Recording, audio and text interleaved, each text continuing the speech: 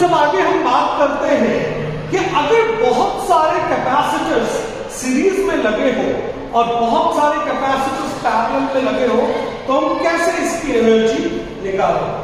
आइए देखते हैं।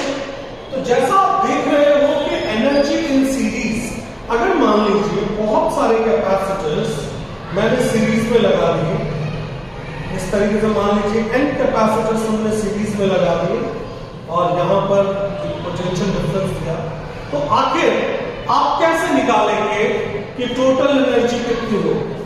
तो जैसा मैंने आपको बताया था पिछले सेशन में कि सीरीज में क्या चीज सेम रहती है, तो Q हमेशा सेम रहता है, चार्ज हमेशा हर कैपेसिटर में सेम स्टोर रहता है और V यहां पे डिस्ट्रीब्यूट रहता है।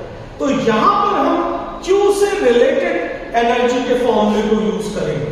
तो जो टोटल एनर्जी इस केस में होगा that is Q square upon 2C1 plus Q square upon 2C2 plus Q square upon 2C3 dot dot Q square upon 2CS। अगर n टाइप्स के ये हम कर लें इसको, तो फाइनली जो रिलेशन आया Q square upon 2CS, this is the total energy in series. क्योंकि यहां पर चार्ज सेम रहता है तो आप इस तरीके से सीरीज में इस पूरी की पूरी एनर्जी को निकालते हैं। जहां तक बात रही पैरेलल कॉम्बिनेशन में, तो पैरेलल कॉम्बिनेशन में आपको पता है क्या होता है कि सारे के सारे पॉजिटिव चार्ज एक तरफ होते हैं और सारे के सारे नेगेटिव चार्ज बैटरी के एक तरफ होते हैं। मान लीजिए यहां पर ये बैटरी है और यहां पर क्या चीज सेम होता है, पोटेंशियल डिफरेंस सेम होता है, जबकि Q1, Q2, Q3 चार्जेस अलग अलग होते हैं, C1, C2, C3।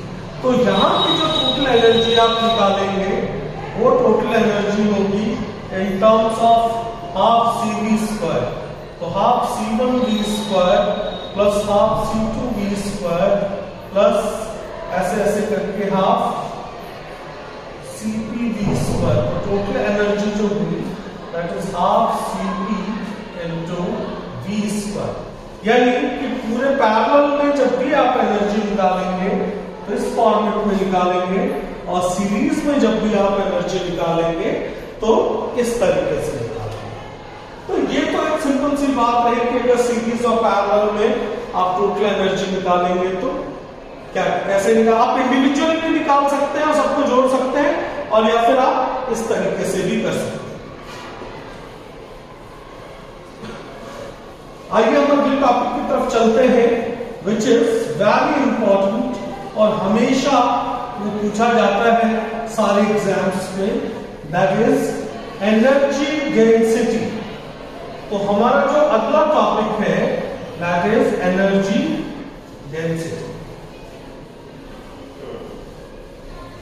आइए समझते हैं एनर्जी डेंसिटी क्या है।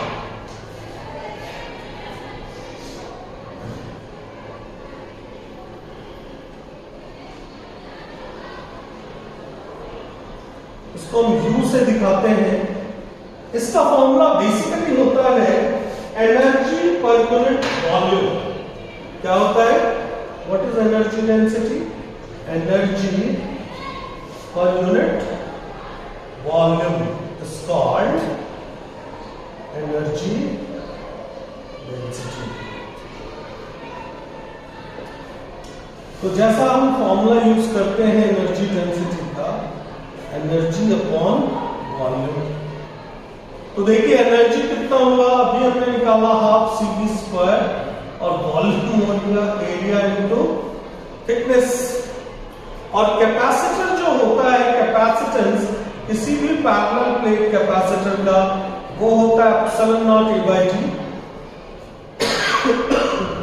और V होता है हमारा electric field into D, dx into A into D। तो यहां पर जो टर्म आया हाफ एप्सिलॉन नॉट A/d